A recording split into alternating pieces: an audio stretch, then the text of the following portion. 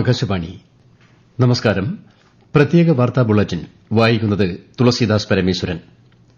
Operation Sindoor ദൌത്യത്തിലൂടെ സായുധസേന രാജ്യത്തിന്റെ അഭിമാനം വാനോളം ഉയർത്തിയതായി പ്രധാനമന്ത്രി നരേന്ദ്രമോദി.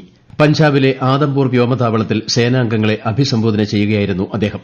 ഇന്ത്യ സമാധാനമാണ് ആഗ്രഹിക്കുന്നതെന്നും എന്നാൽ മനുഷ്യത്വം ആക്രമിക്കപ്പെടുന്ന ഘട്ടങ്ങളിൽ രാജ്യം ശക്തമായി പ്രതിരോധിക്കുമെന്നും പ്രധാനമന്ത്രി പറഞ്ഞു.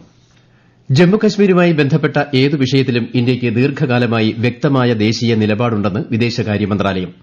ഇന്ത്യയും പാകിസ്ഥാനും ചേർന്ന് ഉഭയകക്ഷി ചർച്ചയിലൂടെ പരിഹരിക്കേണ്ടതാണ് ഈ വിഷയങ്ങളെന്ന് വിദേശകാര്യ വക്താവ് രൺധീർ ജയ്സ്വാൾ ന്യൂഡൽഹിയിൽ വാർത്താസമ്മേളനത്തിൽ പറഞ്ഞു. പാകിസ്ഥാൻ നിയമവിരുദ്ധമായി കൈവശപ്പെടുത്തിയിരിക്കുന്ന ഇന്ത്യയുടെ പ്രദേശങ്ങൾ വിട്ടുകിട്ടുന്നത് മാത്രമാണ് നിലവിൽ പരിഹാരമെന്നും അദ്ദേഹം വ്യക്തമാക്കി. ക്ഷയരോഗ നിർമ്മാർജ്ജനം സംബന്ധിച്ച ഇന്ത്യയുടെ ദൌത്യത്തിന്റെ പുരോഗതി പ്രധാനമന്ത്രി നരേന്ദ്രമോദി ഇന്ന് അവലോകനം ചെയ്തു. സജീവമായ പൊതുജന പങ്കാളിത്തത്താൽ ദൌത്യം ഗണ്യമായ വേഗത കൈവരിച്ചതായി അദ്ദേഹം സമൂഹമാധ്യമത്തിൽ കുറിച്ചു.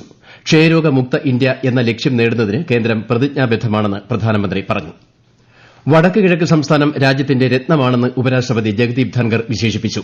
Garo hills, Khasi hills, Jaintia hills മേഖലകളെ പ്രതിനിധീകരിക്കുന്ന മേഘാലയയിലെ സ്വയം സഹായ സംഘങ്ങളിലെ അംഗങ്ങളെ ഇന്ന് ന്യൂഡൽഹിയിൽ അഭിസംബോധന ചെയ്യവെ മേഘാലയയുടെ മൊത്തം ആഭ്യന്തര ഉൽപ്പാദനത്തിൽ 13% വർധന ഉണ്ടായിട്ടുണ്ടെന്ന് അദ്ദേഹം എടുത്തു പറഞ്ഞു.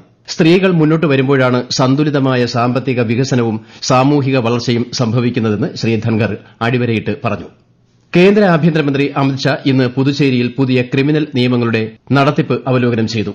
കഴിഞ്ഞ വർഷം ജൂലൈയിലാണ് നിയമങ്ങൾ പ്രാബല്യത്തിൽ വന്നത്. പുതുച്ചേരി ലഫ്റ്റനന്റ് ഗവർണർ കെ കൈലാഷ്നാഥും ആഭ്യന്തര മന്ത്രാലയത്തിലെ മുതിർന്ന ഉദ്യോഗസ്ഥരും യോഗത്തിൽ പങ്കെടുത്തു.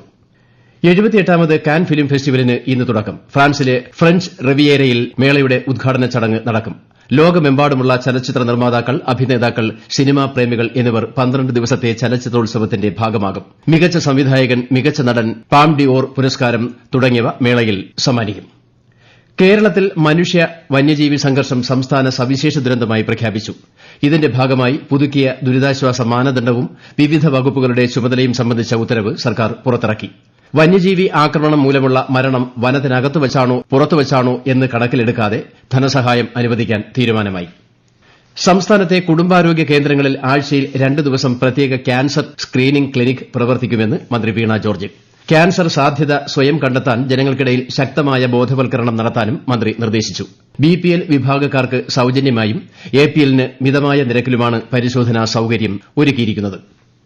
2026 ഡിസംബറോടെ മീസിൽസും റുബെല്ലയും ഇല്ലാതാക്കുക എന്ന ലക്ഷ്യത്തോടെ ആരോഗ്യവകുപ്പ് സംഘടിപ്പിക്കുന്ന മീസിൽസ് റുബെല്ല നിവാരണ യജ്ഞം പുരോഗമിക്കുന്നു. ഈ മാസം 31 വരെ പ്രതിരോധ കുത്തിവയ്പ് നൽകാം. 9 മുതൽ 12 മാസം വരെ പ്രായത്തിൽ ആദ്യ ഡോസും രണ്ടാമത്തേത് 16 മുതൽ 24 മാസം വരെയുമാണ് നൽകുക. ഇടവമാസ പൂജയ്ക്കായി ശബരിമല ക്ഷേത്രനട നാളെ വൈകുന്നേരം 4-ന് തുറക്കും. നാളെ പൂജകൾ ഉണ്ടായിരിക്കില്ല. 19-ന് പൂജകൾ പൂർത്തിയാക്കി നട അടയ്ക്കും. രാഷ്ട്രപതിയുടെ സന്ദർശനം ഒഴിവാക്കിയതിനാൽ 18-നും 19-നും തീർത്ഥാടകർക്ക് വെർച്വൽ ക്യൂ ബുക്കിംഗ് അനുവദിച്ചിട്ടുണ്ട്. സംസ്ഥാനത്ത് തെരുവ് നായകളുടെ ശല്യം ഇല്ലാതാക്കുന്നതിന് വന്ധ്യംകരണമാണ് പ്രധാന മാർഗ്ഗമെന്ന് മന്ത്രി എം പി രാജേഷ്.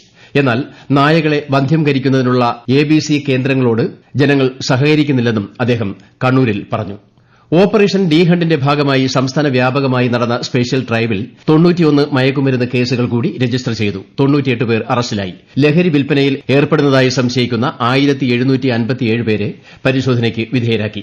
സംസ്ഥാനത്ത് +1 പ്രവേശനത്തിനുള്ള അപേക്ഷകൾ നാളെ മുതൽ നൽകാം. പൂർണ്ണമായും ഓൺലൈനായാണ് പ്രവേശന നടപടികൾ. ഈ മാസം 20 വരെ അപേക്ഷ നൽകാം. 24-ന് ട്രയൽ അലോട്ട്മെന്റ് നടക്കും. ജൂൺ 2-നാണ് ആദ്യ അലോട്ട്മെന്റ്. ജൂൺ 18-ന് ക്ലാസുകൾ ആരംഭിക്കും.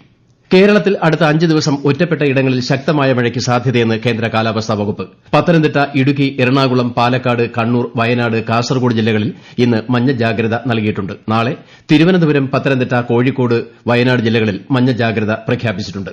ബിജെപി കൊല്ലം വെസ്റ്റ് ജില്ലാ നേതൃയോഗം സംസ്ഥാന അധ്യക്ഷൻ രാജീവ് ചന്ദ്രശേഖർ വീഡിയോ കോൺഫറൻസിംഗിലൂടെ ഉദ്ഘാടനം ചെയ്തു. വികസിത കേരളത്തിനൊപ്പം വികസിത കൊല്ലവും ബിജെപി യാഥാർത്ഥ്യമാക്കുമെന്ന് അദ്ദേഹം പറഞ്ഞു. ഗുജറാത്തിൽ നടക്കുന്ന 1ാമത് ഖേലോ ഇന്ത്യ ബീച്ച് ഗെയിംസിൽ പങ്കെടുക്കാനുള്ള കേരള വോളിബോൾ ടീമിന്റെ സെലക്ഷൻ ട്രയൽസ് വ്യാഴാഴ്ച രാവിലെ കോഴിക്കോട് ബീച്ചിൽ നടക്കും. പങ്കെടുക്കാൻ താൽപര്യമുള്ളവർ മതിയായ രേഖകൾ സഹിതം ട്രയൽസിന് എത്തേണ്ടതാണ്. പ്രത്യേക വാർത്താ ബുള്ളറ്റിൻ കഴിഞ്ഞു. അടുത്ത വാർത്താ പ്രക്ഷേപണം നാളെ രാവിലെ 6:45-ന്.